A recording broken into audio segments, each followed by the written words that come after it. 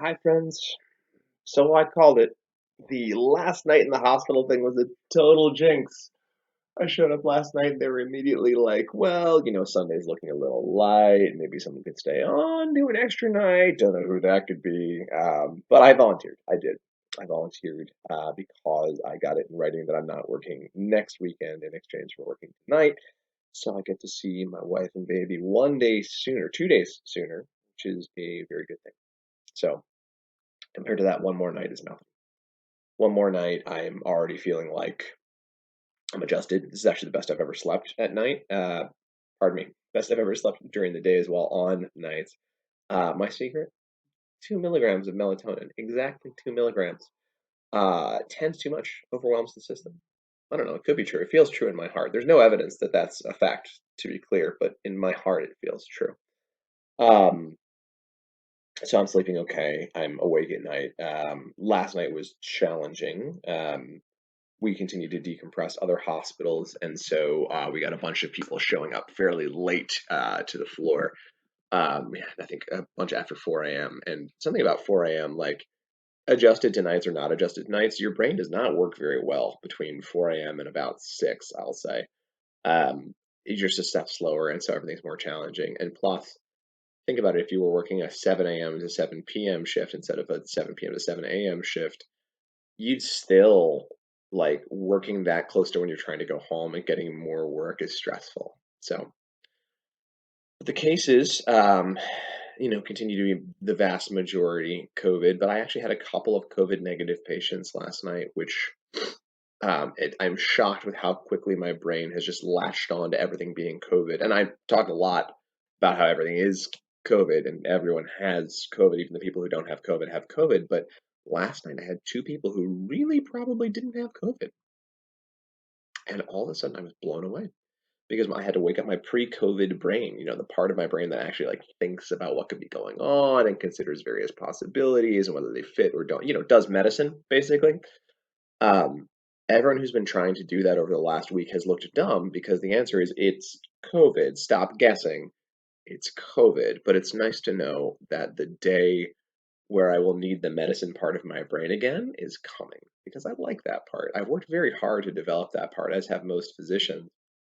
And to just be treating one disease has felt a little strange and a little wrong. As I said very early on, it's not particularly interesting medicine. It is difficult medicine. These people are very sick, but it's not particularly interesting.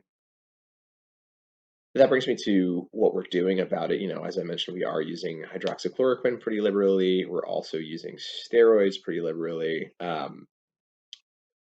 It's a tough thing to treating a disease for which you have really no good evidence.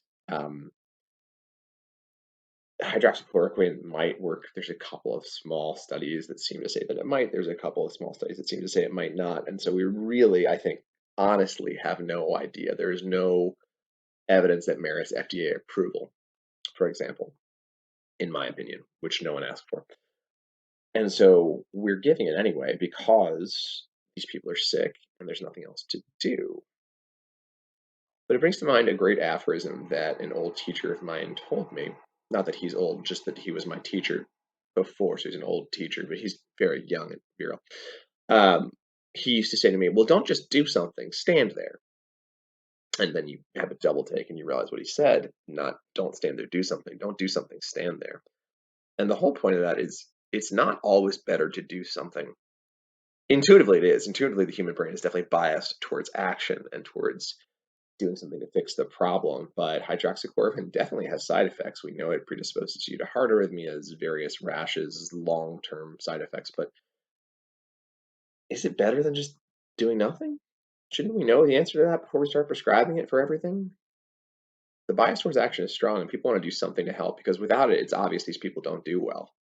So I understand, I'm sympathetic, and I've been doing it for a couple of my sicker patients because at that point, any potential benefit is so valuable and whatever risk is comparatively minimal to the fact that they are already at risk of dying. But sometimes the answer is don't just do something, stand there. Like, wait, cause no harm by action. Like, inaction sometimes is the right thing for the patient.